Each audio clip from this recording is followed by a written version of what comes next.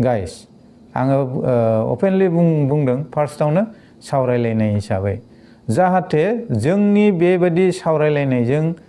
जाहाथे सानैसो मानसिया क्लियारिफिकेसन जायो। आं मोनसे खोथा जोबथानाय खोथा होनबावनोसै जे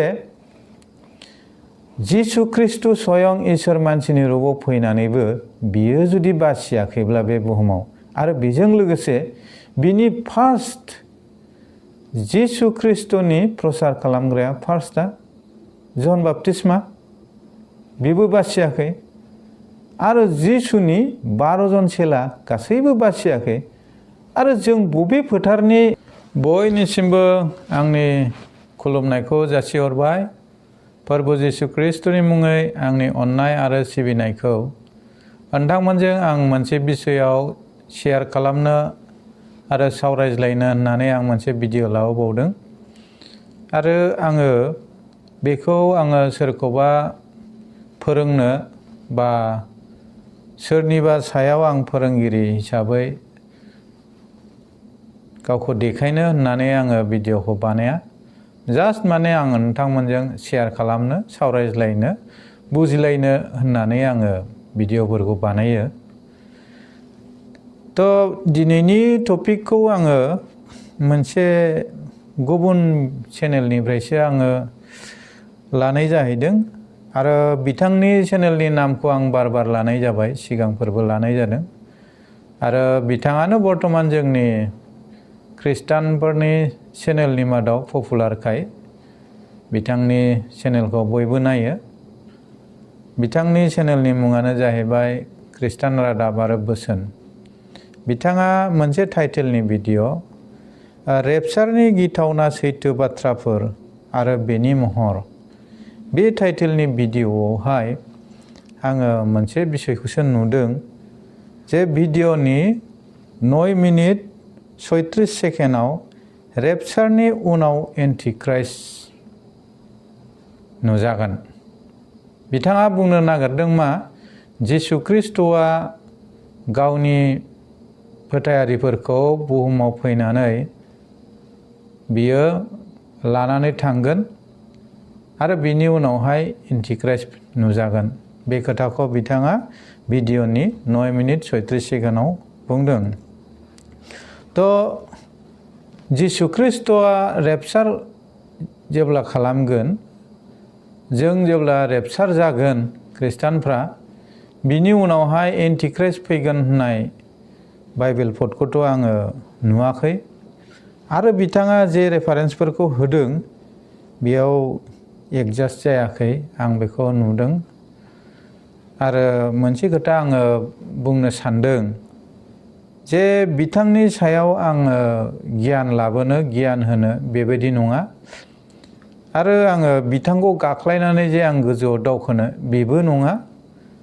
नाथाय बिथांनि बेबायदि फोरोंनायाव जाहाथे बेयो गोरोन्थि जाया, जे बिथांनि भिउवार्सफ्रा जे आन्दायनायाव थानाङा, बेनि थाखायसो आं क्लियारिफिकेसननि थाखाय आङो भिडिअखौ लाबोदों। खारन आं बिथांखौ सिनायाबो, बबेनि जेबो आंहा बिथांजों पार्सनेल सुथ्रुबो गैया। नाथाय जुदि फोरोंनाया बाइबेलनि बायदि जायाबा, बाइबेल रेफारेन्सनिजों गोरोबाबा, बेयाव आंहा आरो गुबुन बयहाबो बुंनांगौ लागा दङ। जिहेतु बाइबेला जों बयनिबो थाखाय, बेनिखायनो जों मानसिजों मानसि जुद्ध नांनानै जेबो मुलाम्फा जानाय नङा। बाथ्रानि जुद्ध दै, बिनिफ्राय आं बांसिन रोङो बे बिषयाव नङा। आङो सिगाङावनो बुंखादों आङो सावरायज्लायनो होननानै। बिथाङा माबे पदनिफ्राय देखायनो सानदों जे रेपचारनि उनावसो एन्टिख्राइस्ट फैगोन होननानै। नाथाय आं नोंथांमोननो मोनसे आङो रेफारेन्सखौ लाबोगोन। बे रेफारेन्सखौ बिथाङाबो फरायथों आरो आङो नोंथांमोननि सिगाङाव फरायनानै होनोसै। नोंथांमोना खोनासंदो, बेखौ मोननो हागोन 2 थेसलनिका 2 अध्याय 2 पदनिफ्राय 4 पद। बेयाव मा लिरदों? फोरबुनि दिना फैबाय होननानै सोरबाया रायथिब्ला खोथाबायब्ला नङाब्ला जोंखौ स्टिकआव बेखौ लिरदों होनब्ला माने पावलखौ स्टिकआव बेबादि लिरदों होनना बुंब्ला अर्थात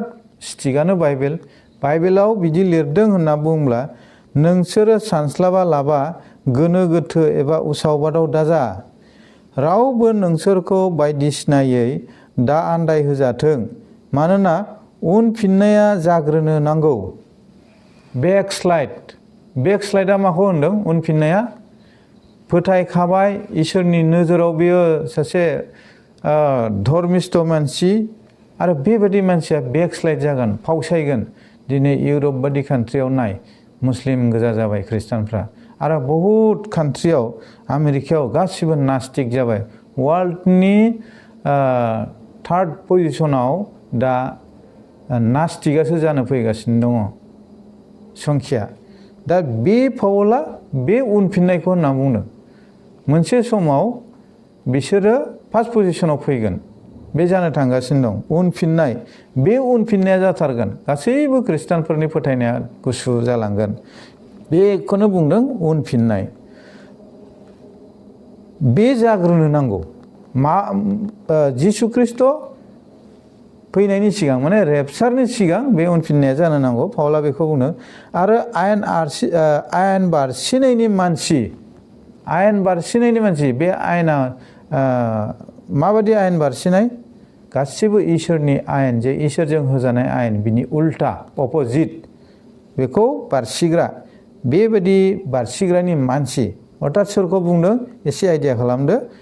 होफायनायनि बिसाज्लाया नुजा होजाग्रोनो नांगौ नैबे होफायनायनि बिसाज्लाया सोरखौ होनदों हिन्दीनि बाइबेलाव नोंथांमोना थाब नायदो बिनाश का पुत्र ओमफ्राय बेयावहाय इंलिसाव बुंदों जाहैबाय दि सान अफ पेरिडिशन बिनि ओंथिया जाहैबाय फोजोबस्रांनाय बिनाश का पुत्र सोरखौ होनदों एन्टिख्राइस्ट फैग्रोनो नांगौ होनदों जिसुनि फैफिननाया फोरबुनि दिना फैबाय होननानै सोरबाया रायथिब्ला माबायदि रायथिब्ला रेपचारनि उनाव एन्टिख्राइस्ट फैगोन बबे पदआवहाय नोंथाङा बेखौ क्लियार खालाम बबे पदआव होदों नाथाय बेयावहाय बाइबेलाव रोखा बुंदों फोरबुनि दिना फैबाय होननानै सोरबाया रायथिब्ला खोथाबायब्ला नङाब्ला जोंखौ स्टिकआव बेखौ लिरदों होनब्ला नोंसोरो सानस्लाबा लाबा गोनो गोथो दाजा जों जेबो गोनो गोथो जानांगौ गैया एन्टिख्राइस्टआ फैग्रोनो नांगौ बे खोथाखौ स्पष्ट लिरदों आङो दिनै भिडिअखौ आं बारा गोलाव बानायनो सानाखसै मानोना रेपचारनि बिसया ओरैबायदि बिसय बियो सिरिज बानायब्लाबो गोबाव बोसोर थांगोन सलुसना खेबसेजों जाया बेनिखायनो गोबां एभिडेन्स दंबावो आङो होलांबाय थागोन आरो गुसुं भिडिअखौ होबाय जे बेयाव रेपचारनि सिगां फोरबुनि दिना फैनायनि सिगां उनफिननाया जानो नांगौ आरो बिनाश का पुत्र पेरिडिशन सान अफ पेरिडिशन पापनि मानसि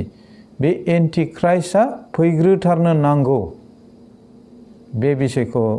क्लियार बाइबेला बुंबाय बेफोर बिसया आंनि हारसिंनि साननाय नङा दे गाइस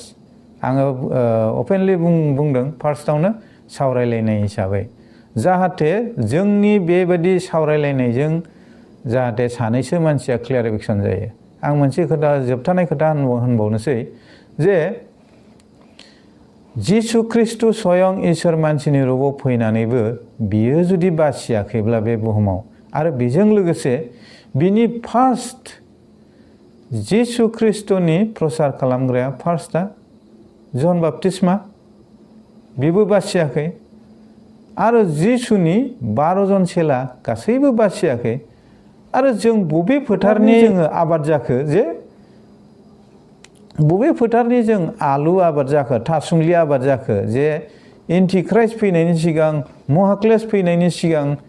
जोंखौ रेपचार खालामनानै थख' खालामनानै लाना थांगोन बाइबेलावथ' बेबायदि बुङाखै आरो सिखाव बायदि होननायनि भिडिअखौ आं मोनसे बानायखांबाय नोंथांमोना टाइमलाइनाव थांनानै भिडिअखौ नायनो हागौ थ' बिसया बेनो बाइबेलाव क्लियार बुंनो जों गोनो गोथो जेबो जानो दरखार गैया। गोजोन्थों।